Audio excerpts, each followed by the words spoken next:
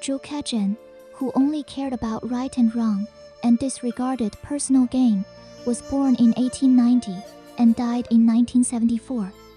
A native of Shaoxing, Zhejiang Province, he was a meteorologist, geographer, historian of science, and educator, an academician of the Chinese Academy of Sciences.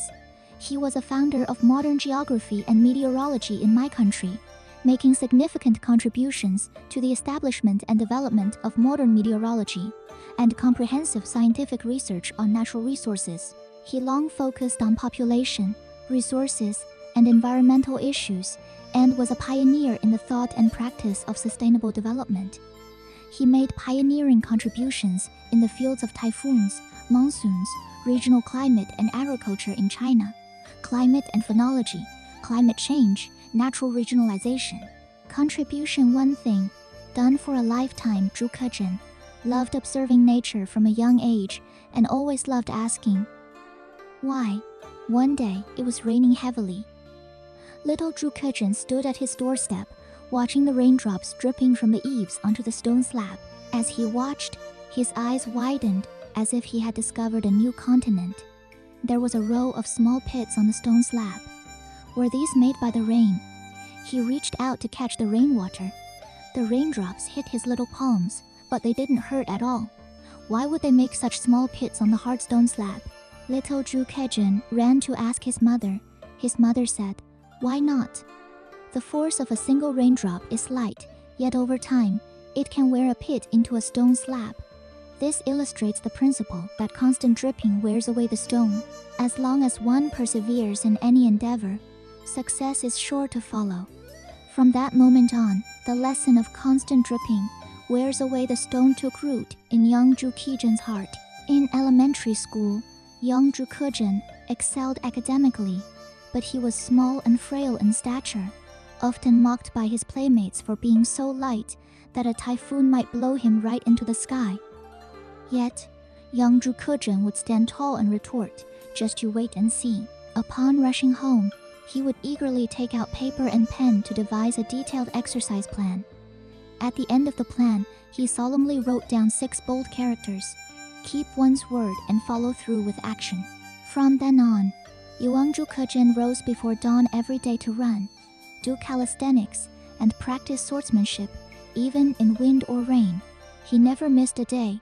He also recorded his daily fitness routine in a diary, a habit of journaling that he never once interrupted. Even after becoming a renowned meteorologist, he persisted in keeping a daily diary. Whether the weather was overcast or clear, whatever the wind speed or direction, as flowers bloomed and withered, and seasons turned from spring to autumn, Zhu Kezhen steadfastly observed the weather every day and recorded the details himself. In the early days of the People's Republic of China, Zhu Kezhen worked at the Chinese Academy of Sciences, and every day, to get to work, he had to pass through Beihai Park. He declined the car arranged for him by the Chinese Academy of Sciences. No matter how inclement the weather, he insisted on walking through the park. On his way to work in the morning, he would enter through the park's north gate and exit through the south gate. After get off work in the evening, he would enter through the south gate and exit through the north gate. Upon returning home, he would record the natural phenomena he had observed in the park in his diary: willow catkins drifting in the air, water surfaces freezing over, swallows returning, lilacs coming into bloom. Not a single minute change in nature escaped Zhu Kezhen's observant eye. Zhu Kezhen maintained this practice with unwavering persistence for decades. These records became invaluable data for meteorological research. Over the course of his life, Zhu Kezhen filled dozens of thick volumes with such diaries. Apart from the entries written prior to 1935, which were lost during the War of Resistance, he kept a continuous record from the 1st of January, 1936, until the day before he passed away, a span of 38 years and 37 days. Not a single day was missed, and the entire collection has been preserved intact. On the 6th of February, 1974, the day before he died, upon hearing the weather forecast on the radio, he, lying on his sickbed, tremblingly picked up his pen to note down, east wind force 12, clear turning to cloudy. This was the final entry in Zhu Kezhen's diary. The scientific spirit is one that seeks only truth and right, disregarding personal gain or loss. In the autumn of 1936, at the opening ceremony of Zhejiang University, the new students gathered in a packed hall. These 18 or 19-year-olds fixed their bright, attentive gazes upon the slender, middle-aged man on the podium, none other than the renowned meteorologist and president of Zhejiang University, Zhu Kezhen. On this first day of school, what would President Zhu say to them? Most likely, he would urge them to study hard, observe discipline, and the like, or so the students speculated. To their surprise, however, President Zhu stood before the microphone, cleared his throat, and posed two profound questions. While here at the university, there are two questions you ought to ask yourselves. First, what have you come to Zhejiang University to do? Second, what kind of person do you intend to become after graduation? The students were stumped. They stood in silence, waiting for President Zhu to provide the answers. Zhu Kezhen often asked himself similar questions. What is the purpose of scholarly pursuit? Is it to bring honor to one's family or to achieve personal success? Upon returning from his studies in the United States, Zhu Kezhen had discovered that China possessed only two weather stations dedicated to monitoring climate change, one at the Hong Kong Observatory and the other at the Shujiahui Observatory in Shanghai, and that both were controlled by foreigners. This weighed heavily on his mind. Later, when Zhu Kezhen accepted a teaching position at Nanjing Higher Normal School, the very first thing he did was a weather station was established on the campus. From then on, regardless of biting cold or scorching heat, wind or rain, Zhu Kezhen would join his students every day to conduct observations at the station on time, meticulously recording every meteorological element without ever slacking off for a single day. In 1927, Cai Yuanpei, president of the Academia Sinica, appointed Zhu Kezhen to organize and establish the Institute of Meteorology and serve as its director. After extensive surveys and careful deliberation, Zhu selected Beijing in Nanjing as the site for the institute. At the time, Beijing was merely a barren hill. Meteorologist Zhu Kezhen effectively became a farmer breaking new ground, turning the soil, planting trees, constructing buildings, and laying roads. He handled everything personally, even installing the water pipes with his own hands. Before long, a proper, modern meteorological institute stood complete. On New Year's Day, 1930, the Institute of Meteorology of the Academia Sinica officially produced a weather map for East Asia and issued weather and typhoon forecasts. This marked the beginning of independent weather forecasting by the Chinese people. Over the course of more than a decade, Zhu established over 40 weather stations and more than 100 rainfall observation posts across the country, creating China's own meteorological observation network. The era when meteorological observation in China was controlled by foreigners came to an end under Zhu Kezhen's leadership. Pursuing scholarship to strengthen the nation, Zhu Kezhen found his own answer to this calling. In 1937, he authored a book titled To Win National Rejuvenation Through Science. In it, he emphasized that national rejuvenation could only be achieved if the public and young students, in particular, cultivated a scientific spirit. What, then, is the scientific spirit?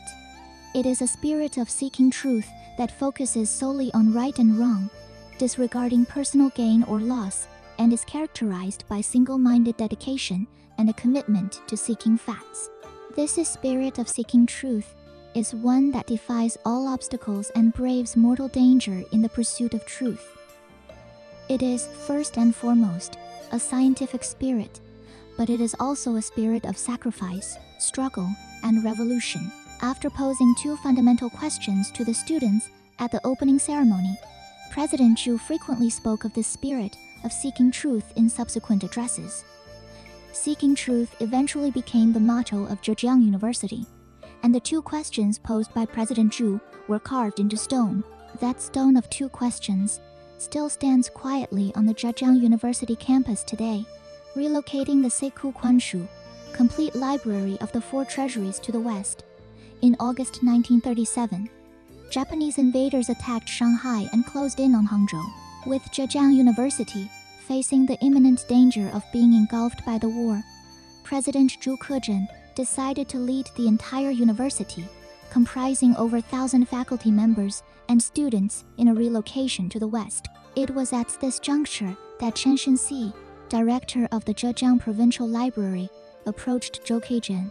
Chen Shunxi said anxiously, "If the Siku Kwanshu isn't moved, it will be lost forever this time. But the collection is massive. Moving it would require funds, manpower, and transport, none of which we have enough of." He then looked at Zhou Keizhen with an expectant gaze. Compiled during the reign of the Qianlong Emperor of the Qing dynasty, 7 sets of the Siku Chuanshu were originally transcribed. After years of war, several sets had already been destroyed. Faced with the threat of conflict, the set from the Wenyuan Pavilion in Baiping, present-day Beijing, had already been relocated to Sichuan. A way had to be found to move the set from the Wenlan Pavilion in Hangzhou as well. Chen Shunxi exhausted every possible avenue to achieve this. He mobilized the library staff to rush the construction of wooden crates in preparation for packing and moving the collection, while simultaneously working to secure the necessary transport funds. He also went to Zhejiang University to consult with Zhou Keizhen on a strategy. Zhou Keizhen did not hesitate for a moment and made an immediate decision.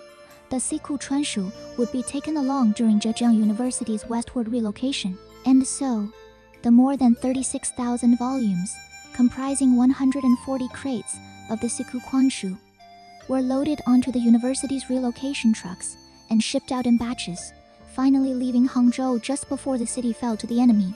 The books were first transported to the countryside of Fuyang, Zhejiang, where they were stored for a time. As Japanese forces closed in, the Zhejiang Provincial Library wanted to move the books to Jiande, but could not raise the necessary funds. Upon learning this, Zhou Keizhen immediately dispatched university vehicles to assist. Amidst the hectic schedule of relocating the university first to Jiande and subsequently to Longquan in Lishui, Zhou Keizhen grew concerned about the safety of the Siku Kwanshu, complete library of the 4 treasuries, especially since Zhejiang University had by then relocated to Jiangxi.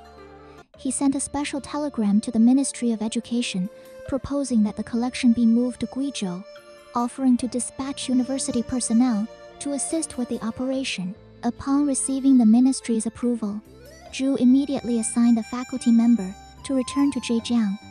Working alongside colleagues from the Zhejiang Provincial Library, they transported the collection out of the province.